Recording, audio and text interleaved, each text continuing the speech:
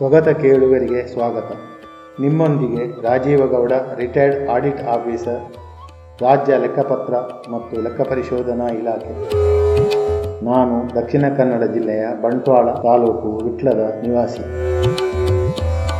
ಸಮಾಜದಲ್ಲಿ ಕೆಲವು ಘಟನೆಗಳನ್ನು ನಾನು ಕಂಡ ಹಾಗೆ ಮತ್ತು ಅನುಭವದಿಂದ ಕಂಡುಕೊಂಡಂತಹ ಈ ನನ್ನ ಭಾವನೆಗಳನ್ನು ಮತ್ತು ಅನಿಸಿಕೆಗಳನ್ನು ನಿಮ್ಮೊಂದಿಗೆ ಹಂಚಿಕೊಳ್ಳಲು ಇಷ್ಟಪಡುತ್ತೇನೆ. ನಾನು ಮಂಡಿಸುವ ವಿಷಯವನ್ನು ಪರಿಶೀಲಿಸಿ ತಪ್ಪು ಒಪ್ಪುಗಳನ್ನು ತಮ್ಮ ಪ್ರತಿಕ್ರಿಯೆಯಲ್ಲಿ ತಿಳಿಸಬೇಕೆಂದು ಕೇಳುಗರಲ್ಲಿ ಮನವಿ.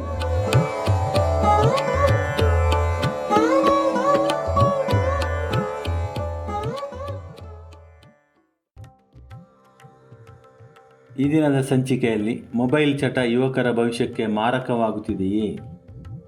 ಕಾರಣ: ಮಾನವನ ಸಾಂಸ್ಕೃತಿಕ, ಶೈಕ್ಷಣಿಕ, ಸಾಮಾಜಿಕ ಬೆಳವಣಿಗೆಯಲ್ಲಿ ಮೊಬೈಲ್ ಒಂದು ಉತ್ತಮ ಸಾಧನವಾಗಿ ಪರಿಗಣಿಸಲ್ಪಟ್ಟಿದೆ. ದೂರದ ದೇಶಗಳನ್ನು ನಮ್ಮ ಅಂಗೈಯಲ್ಲಿರುವಂತೆ ಮಾಡಿದೆ ಮೊಬೈಲ್. ಜಗತ್ತನ್ನು ನಿಮಿಷಗಳಲ್ಲಿ ಸಂಪರ್ಕಿಸುವ ಶಕ್ತಿ ಮೊಬೈಲ್ ಹೊಂದಿರುತ್ತದೆ. ಜಗತ್ತಿನ ಆಗುಹೋಗುಗಳು ಮೊಬೈಲ್ನಲ್ಲಿ ದಾಖಲಾಗುತ್ತದೆ. ಮೊಬೈಲ್ ಇಲ್ಲದೆ ಜೀವನವೇ ಅಸಾಧ್ಯವೆಂಬಂತೆ ಯುವಕರು ತಿಳಿದಿದ್ದಾರೆ. ಈ ಮೊಬೈಲನ್ನು ಅತಿಯಾಗಿ ಉಪಯೋಗಿಸುತ್ತಿರುವವರು 65% ಯುವಕರು ಎಂದು ಅಂದಾಜಿಸಲಾಗಿದೆ. ಅಂದರೆ 35 ವರ್ಷಗಳ ಒಳಗಿನ ಯುವಕರಲ್ಲಿ ಮೊಬೈಲ್ ಒಂದು ಚಟವಾಗಿ ಅಂಟಿಕೊಂಡಿದೆ. ಬದಲಾಗುತ್ತಿರುವ ಸಮಾಜದಲ್ಲಿ ಮೊಬೈಲ್ ಅತಿ ಅಗತ್ಯ ಎಂದು ಪರಿಗಣಿಸಿದರೂ ಯುವಕರ ಭವಿಷ್ಯಕ್ಕೆ ಅದು ಪೂರಕವಾಗುವ ಬದಲು ಮಾರಕವಾಗಿ ಪರಿಗಣಿಸಿದೆ. ನನ್ನ ವಾದವನ್ನು ಪುಷ್ಟೀಕರಿಸಲು ಈ ಕೆಳಕಂಡ ಕಾರಣಗಳನ್ನು ನೀಡುತ್ತೇನೆ. ಯುವಕರಲ್ಲಿ ಸೃಜನಶೀಲತೆಯ ಕೊರತೆಯಾಗುತ್ತಿದೆ. ಯುವಕರ ಯೋಚನಾ ಶಕ್ತಿ ಕಡಿಮೆಯಾಗುತ್ತಿದೆ. ಶೈಕ್ಷಣಿಕ, ಭೌಗೋಳಿಕ, ರಾಜಕೀಯ, ಸಾಮಾಜಿಕ ಇತ್ಯಾದಿ ವಿಷಯಗಳನ್ನು ತಿಳಿಯಲು ಮೊಬೈಲ್ಗಳಲ್ಲಿ ಬರುವ ಸಿದ್ಧ ಉತ್ತರಗಳಿಗೆ ಯುವಕರು ಮೊರೆ ಹೋಗುತ್ತಾರೆ ಮತ್ತು ಅದೇ ಸತ್ಯವೆಂದು ನಂಬುತ್ತಾರೆ. ಮೊಬೈಲೇ ಸರ್ವತ್ರ ಸಾಧನ ಮತ್ತು ಎಲ್ಲದಕ್ಕೂ ಅದರಲ್ಲಿ ಉತ್ತರ ಇರುತ್ತದೆ ಎಂದು ಭಾವಿಸುತ್ತಾರೆ. ಅವರು ಚಿಂತನೆಗಳನ್ನು ಮಾಡುವುದಿಲ್ಲ. ಇದರಿಂದಾಗಿ ಸ್ವಂತವಾಗಿ ಯಾವುದೇ ಕೆಲಸಗಳನ್ನು ಮಾಡಲು ಅಸಮರ್ಥರಾಗುತ್ತಾರೆ. ಯುವಕರಲ್ಲಿ ನಕಲು ಮಾಡುವ ಪ್ರವೃತ್ತಿ ಹೆಚ್ಚಾಗುತ್ತಿದೆ.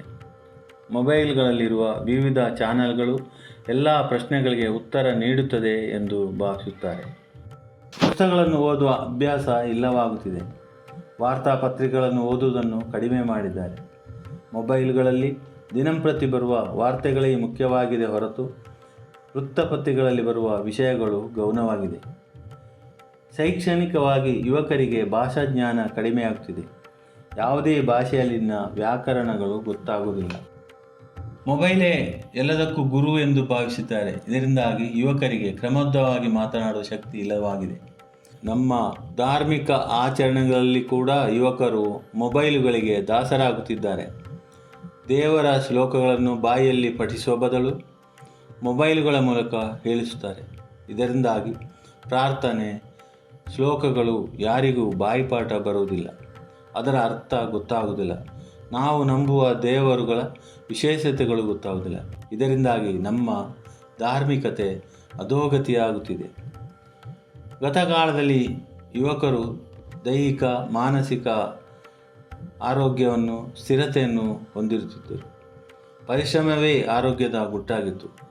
ಮನಸ್ಸಿಗೆ, ಮೆದುಳುಗಳಿಗೆ ಕೆಲಸ ಸಿಗುತ್ತಿತ್ತು.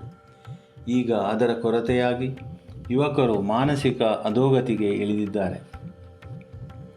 ಮೊಬೈಲ್ಗಳನ್ನು ಹೊಂದಿರುವ ಯುವಕರು ಜವಾಬ್ದಾರಿ ಇಲ್ಲದೆ ಅದರೊಂದಿಗೆ ಮಾತನಾಡುತ್ತಾ ದಾರಿಯಲ್ಲಿ ವಾಹನಗಳಿಗೆ ಸಿಕ್ಕಿ ಪ್ರಾಣ ಕಳೆದುಕೊಂಡ ಉದಾಹರಣೆಗಳನ್ನು ನಾವು ಕಾಣುತ್ತಿದ್ದೇವೆ. ವಾಹನ ಚಾಲಕರು ಮೊಬೈಲ್ಗಳಲ್ಲಿ ಮಾತನಾಡುತ್ತಾ ವಾಹನ ಚಲಾಯಿಸಿ ಸಾರ್ವಜನಿಕರ ಪ್ರಾಣಹಾನಿ ಮಾಡಿದ ಘಟನೆಗಳು ನಡೆಯುತ್ತಿರುವುದನ್ನು ಕಾಣುತ್ತಿದ್ದೇವೆ. ಮೊಬೈಲ್ ಒಂದು ಎಲೆಕ್ಟ್ರಾನಿಕ್ ಸಾಧನ. ಇದು ಸೂಕ್ಷ್ಮವಾದ ಇಲೆಕ್ಟ್ರೋ ಅಯಸ್ಕಾಂತೀಯ ಶಕ್ತಿಯನ್ನು ಹೊಂದಿರುತ್ತದೆ. ಅದರ ಅಪಾಯಕಾರಿ ಅಯಸ್ಕಾಂತೀಯ ಶಕ್ತಿ ಯುವಕರ ಆರೋಗ್ಯದ ಮೇಲೆ ಕೆಟ್ಟ ಪರಿಣಾಮ ಬೀರುತ್ತದೆ. ಗುಣಪಡಿಸಲಾಗದ ನರ ದೌರ್ಬಲ್ಯದ ರೋಗಗಳನ್ನು ತರುತ್ತದೆ. ಯುವಕರು ತನ್ನತನವನ್ನು ಮರೆತು ಎಲ್ಲದಕ್ಕೂ ಮೊಬೈಲನ್ನೇ ನಂಬಿ ಬದುಕುತ್ತಿರುವುದರಿಂದ ಹೊಸ ಯೋಚನೆಗಳಿಗೆ ಅವಕಾಶ ಇಲ್ಲದೆ ಯುವ ಶಕ್ತಿಯ ಉಪಯೋಗವಾಗದೆ ದೇಶಕ್ಕೆ ದೊಡ್ಡ ನಷ್ಟವಾಗ್ತಿದೆ. ಆದುದರಿಂದ ಮೊಬೈಲುಗಳ ಬಳಕೆಯನ್ನು ಅಗತ್ಯಕ್ಕಿಂತ ಹೆಚ್ಚಾಗಿ ಬಳಸಿದರೆ ಅದು ಭವಿಷ್ಯಕ್ಕೆ ಮಾರಕವಾಗುವುದು ನಿಶ್ಚಿತ. ಇತಿಮಿತಿಯಲ್ಲಿ ಬಳಸಿದರೆ ಮಾನಸಿಕ ದೈಹಿಕ ಶಕ್ತಿಯ ಸದ್ಬಳಕೆ ಆಗಬಹುದು, ಒಳ್ಳೆಯ ಸಮಾಜ ನಿರ್ಮಾಣವಾಗಬಹುದು. ಮೊಬೈಲ್ ಒಂದು ಜನಪ್ರಿಯ ಆರೋಗ್ಯಕರ ಸಾಧನವಾಗಬಹುದು. ಹಿಂದೆ ಮೊಬೈಲ್ಗಳು ಚಾಲ್ತಿಯಲ್ಲಿ ಬರುವ ಮೊದಲು ಯುವಕರು ಆಟೋಟ ಕ್ರೀಡೆ ವ್ಯಾಯಾಮಗಳಲ್ಲಿ ತಮ್ಮನ್ನು ತೊಡಗಿಸಿಕೊಂಡು ಒಳ್ಳೆಯ ದೈಹಿಕ ಸಾಮರ್ಥ್ಯವನ್ನು ಬೆಳೆಸಿಕೊಳ್ಳುತ್ತಿದ್ದರು. ಸಮಾಜಕ್ಕೆ ದೇಶಕ್ಕೆ ಆಸ್ತಿಯಂತೆ ಇದ್ದರು. ಮೊಬೈಲುಗಳು ಬಂದ ನಂತರ ಯುವಕರು ಒಳ್ಳೆಯ ಹವ್ಯಾಸಗಳನ್ನು ಬಿಟ್ಟು ಅದರಲ್ಲಿ ಬರುವ ವಿವಿಧ ಕ್ರೀಡೆಗಳನ್ನು ಆಟವಾಡಲು ಆರಂಭಿಸಿದರು. ಇದರಿಂದಾಗಿ ತಮ್ಮ ದೈಹಿಕ ಮಾನಸಿಕ ಸಾಮರ್ಥ್ಯವನ್ನು ಕಳೆದುಕೊಂಡು ದೇಶಕ್ಕೆ ದೊಡ್ಡ ಹೊರೆಯಾಗುತ್ತಿರುವುದು ಕಂಡುಬರುತ್ತಿದೆ. ಮೊಬೈಲ್ಗಳಲ್ಲಿ ಯಾವಾಗಲೂ ಅನೈತಿಕ ಚಟುವಟಿಕೆಗಳನ್ನು, ಕೊಲೆ ದರೋಡೆಗಳನ್ನು ವೈಭವೀಕರಿಸಿ ಪ್ರಸಾರ ಮಾಡುತ್ತಿರುವುದರಿಂದ ಯುವಕರಲ್ಲಿ ಇವೆಲ್ಲದರ ಕೆಟ್ಟ ಪರಿಣಾಮ ಉಂಟಾಗಿ ಯುವಕರು ಕೆಟ್ಟ ಕೆಲಸಗಳನ್ನು ಮಾಡಲು ಹಿಂಜರಿಯುವುದಿಲ್ಲ, ಕಾನೂನಿಗೆ ಬೆಲೆ ಕೊಡುವುದಿಲ್ಲ. ಆದುದರಿಂದ ಕಾನೂನಿನ ಕೈಯಲ್ಲಿ ಸಿಕ್ಕಿ ಹಾಕಿಕೊಂಡು ಶಿಕ್ಷೆ ಅನುಭವಿಸುತ್ತಾರೆ, ಜೀವನವನ್ನು ದುಸ್ಥಿತಿಗೆ ತಂದುಕೊಳ್ಳುತ್ತಾರೆ. ಮೊಬೈಲ್ಗಳು ಸರ್ವಂತರ್ಯಾಮಿಯಾಗಿರುವುದರಿಂದ ಇದರ ಮೂಲಕ ಬೇರೆ ರಾಜ್ಯಗಳ, ದೇಶಗಳ, ವಿದೇಶಗಳ ಅಪರಾಧಿಗಳೊಂದಿಗೆ ಯುವಕರು ಸಂಪರ್ಕ ಹೊಂದಿ ಘೋರ ದೇಶದ್ರೋಹದ ಸಮಾಜಘಾತುಕ ಕೆಲಸಗಳಿಗೆ ತೊಡಗಿಸಿಕೊಂಡು ದೇಶಕ್ಕೆ ಕಂಟಕಪ್ರಾಯರಾಗಿ ಬೆಳೆಯುವುದಲ್ಲದೆ ತಮ್ಮ ಭವಿಷ್ಯವನ್ನು ಹಾಳು ಮಾಡಿಕೊಳ್ಳುತ್ತಿದ್ದಾರೆ. ಮೊಬೈಲ್ಗಳ ಮೂಲಕ ಯುವಕರು ಹಿಂದೆಂದೂ ಕಂಡರಿಯದ ಮಾದಕ ಜಾಲದ ಸಂಪರ್ಕ ಪಡೆದು ಅದನ್ನೇ ಒಂದು ಉದ್ಯೋಗವೆಂಬಂತೆ ಮಾದಕ ವ್ಯವಹಾರ ಮಾಡುತ್ತಾ ಮುಂದಿನ ಜನಾಂಗವಾದ ಕಿರಿಯರನ್ನು ತಪ್ಪುದಾರಿಗೆ ಎಳೆಯುತ್ತಾರೆ. ಇದರಿಂದಾಗಿ ಸಮಾಜದ ಆರೋಗ್ಯ ಕೆಡುತ್ತದೆ. ಮೊಬೈಲ್ಗಳಲ್ಲಿ ಬರುವ ವಿವಿಧ ರೀತಿಯ ಜೂಜುಗಳನ್ನು ಆಡುತ್ತಿದ್ದಾರೆ.